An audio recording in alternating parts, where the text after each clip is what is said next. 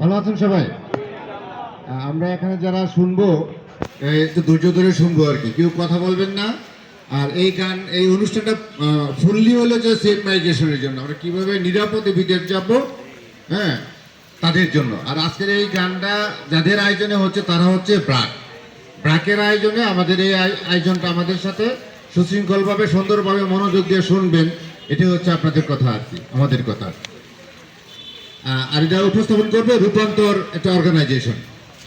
ঠিক আছে, আসসালামু আলাইকুম। ধন্যবাদ স্যারকে।